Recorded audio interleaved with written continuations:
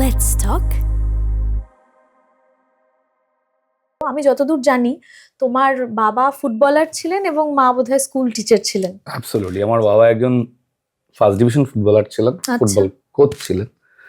আর আমার মা উনি যাদবপুর বিশ্ববিদ্যালয় থেকে প্রথমে ইংরেজি পরে সংস্কৃত দুটো ভাষায় মাস্টার্স করেছিলেন। আচ্ছা। এবং উনি প্রান্তপল্লী গার্লস হাই স্কুল বলে আমাদের অঞ্চলের একটি স্কুলে শিক্ষকতা করেছেন। একদম জীবনের অনেকটা সময় সেখানে শিক্ষকতা করে ওখান থেকেই অবসর নিয়েছিলেন। তবে মা এখন নেই পৃথিবীতে, 2008 সালে দেহ রেখেছেন। আচ্ছা, তো আমার প্রশ্ন হচ্ছে যে তোমার বাবা ফুটবলার বা মা টিচার, সেখান থেকে তুমি হঠাৎ গানে কি করে এলে? আমার বাড়িটা গানের বাড়ি। আমার জ্যাঠামশাই ছিলেন পণ্ডিত চুনিলাল চৌধুরী। আচ্ছা। তিনি উচ্চাঙ্গ সঙ্গীতের একজন সাধক ছিলেন। বহু শিল্পী যারা প্রফেশনাল এস্টাবলিশড এখন এই সময়, তারা কিন্তু জ্যাঠামশাইয়ের ছাত্রছাত্রী ছিলেন প্রাথমিকভাবে, বা তার বাবা মায়েরা জ্যাঠামশাইয়ের ছাত্রছাত্রী ছিলেন। কিন্তু জ্যাঠামশাই একটু নিমগ্ন সাধক ছিলেন, একটু প্রচার বিমুখ। আর উনি সারা জীবনই আমি দেখেছি উনি গানটাকে যে একটা সাধনার একটা স্তরে পৌঁছে গেছিলেন এভাবে যে আমি কোনোদিন জ্যাঠামশাইকে রেডিওতে টিভিতে গাইতে শুনিনি, চেষ্টাও করেননি। আচ্ছা। কারণ উনি ওটাকেই ওভাবে ভাবেননি গানটাকে নিয়ে। আর যারা জ্যাঠামশাইয়ের থেকে শিখেছেন তারা আজকে প্রতিষ্ঠিত হলেও কি অদ্ভুতভাবে এই প্রসঙ্গে নীরব। তার একটা কারণ আছে, এই সময় না তুমি যেই গুরুর থেকে তুমি মনে করো শিখলে বা জানলে বা যার থেকে মেন্টার্ড হলে, একটা জায়গায় পৌঁছে তাকে ভুলে যাওয়ার একটা অদ্ভুত রীতি একটা মানুষের মধ্যে তৈরি হয়েছে। এটা যত দিন যাচ্ছে এটা বাড়ছে। হ্যাঁ, এক আশ্চর্য। মানে ইনফ্যাক্ট আমি আমার ক্ষেত্রেও বলতে পারি যে মনে করো যাকে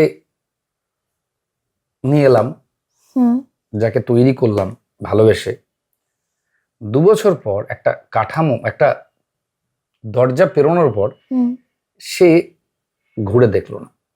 আচ্ছা। হ্যাঁ, এবং কোনো জায়গায় গিয়ে জাস্ট পুরো ওই ব্যাপারটাকে ডিলিট করে দিতে চাইলো জীবন থেকে। কিন্তু ডিলিট করলেই কি আর ডিলিট করা যায়?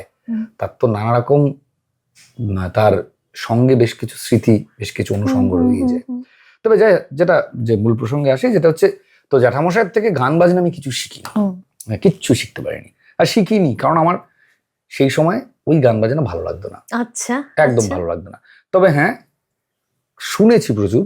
মানে ছোটবেলা থেকে সারাদিনই বাড়িতে ওই সুরমণ্ডল, তানপুরা, একটা ছতারের তানপুরা, আর একজন আসতেন আমাদের তবলায় সঙ্গত করতে, ক্ষুদিরাম বাবু বলে আসতেন, ক্ষুদিরাম বাবুর ছেলে আসতেন খালাদা। এটা সারাদিনই প্রায় আমাদের বাড়িতে গান বাজনা চলতো, তানপুরা চলতো, সঙ্গত চলতো। কিন্তু ওই মানে আমার আর ওই শেখা হয়নি জ্যাঠামশাইয়ের কাছে কিছু। আচ্ছা।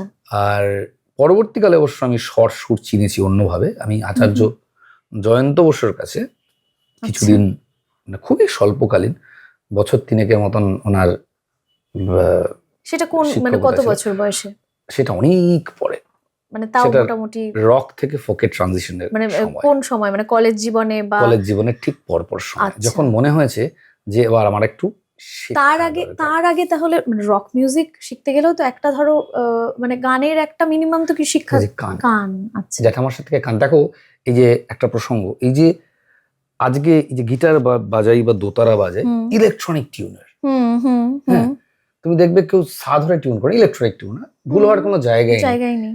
100% perfect, but there is no 99.9%। কিন্তু ভারতীয় সঙ্গীত এই 100% আর 99.9% এর মাঝামাঝি একটা অদ্ভুত দোদুল্যমান অবস্থা আছে, যেটাকে শ্রুতি বলা হয়। হ্যাঁ, এবং আমি ব্যক্তিগতভাবে হারমোনিয়ামে শর্ট চিনি। জ্যাঠামশাই তখন হারমোনিয়ামে রেওয়াজের অপছন্দ করতেন। তাহলে টিউন করতে কিভাবে? টিউনিং ফর্ক দিয়ে। বাহ। মানে উনি বলতেন যে হারমোনিয়ামে যদি তুই গান শিখিস, বা ছাত্রছাত্রীদের বলতেন তোরা যদি হারমোনিয়াম বাজিয়ে গান শিখিস, তারপর একটা নির্ভরতা তৈরি হবে, মনে হবে হাতে হারমোনিয়াম না থাকলে আমি গাইতে পারছি না, সুরে লাগছে না। সেটা কিন্তু ভালো আবার খারাপ।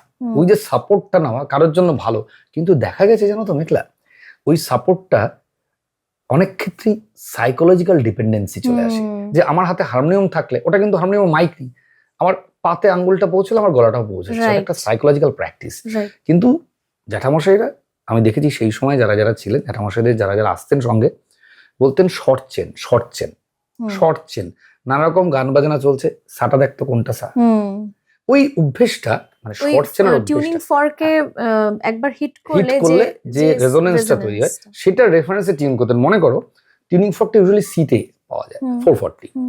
এবারে জ্যাঠামশাই একটা গান গাইবেন ডিতে, উনি কিন্তু ডি এর কোনো টিউনিং ফর্ক না, সি এর রেফারেন্সে রে ধরে টিউনিং করছেন। ফলত প্রত্যেকটা স্বর সুর আলাদা করে গানের কাছে তার ছবিটা ভেসে আসে। ভুল হওয়ার জায়গায় নেই, আর কোনো ভুল হওয়ার জায়গা নেই। তানপুরাতেও তাই, মানে একটা তার টিউন করে তার রেফারেন্স বাকিগুলো। হ্যাঁ, কিন্তু এটা টিউনিং ফর্কে টিউনিং করার আরো সুবিধা হচ্ছে, একেবারে কানে সুরটা বসে যায়। আর অসুবিধা হচ্ছে, তুমি মনে করো সিতে টিউনিং ফর্ক বাজছে, তুমি ইতে টিউন করবে, তোমাকে ওর রেফারেন্সে ফোর্থ ধরে টিউন করতে হবে। রাইট। একদম পাকাপাকি চেনার বিষয়টা আরো স্পষ্ট হয়, পোক্ত। ওটা ভুল হওয়ার জায়গা নেই, মানে আজীবনের জন্য তৈরি। সাঁতার শেখা সাইকেল শেখার মতন, একবার যদি সাঁতার সাইকেল শিখে ফেলো, জীবনে তোমার মানে ভুলে যাওয়ার ব্যাপার নেই। মাছ সমুদ্র যতক্ষণ দম থাকবে সাঁতরাতে পারবে, তেমনই একটা ইম্পর্টেন্ট, মানে যারা গান বাজনা নিয়ে চর্চা করছে তাদের সুর চেনার জন্য, যেটা ওয়েস্টার্ন মিউজিকে অনেকে অনেক সাবলীল, কিন্তু আমরা অনেক সময়, ইনফ্যাক্ট আমিও পারি না, মানে আজকে কোনো একটা সুর বলে দিলে এক্স্যাক্টলি কোন স্কেলটা, হয়তো কাছাকাছি বলতে পারবো, এক্স্যাক্টলি বলতে পারি না।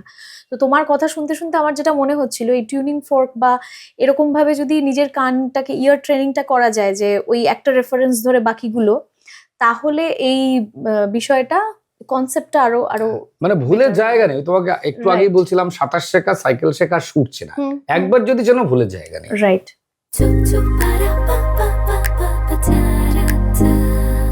Let's talk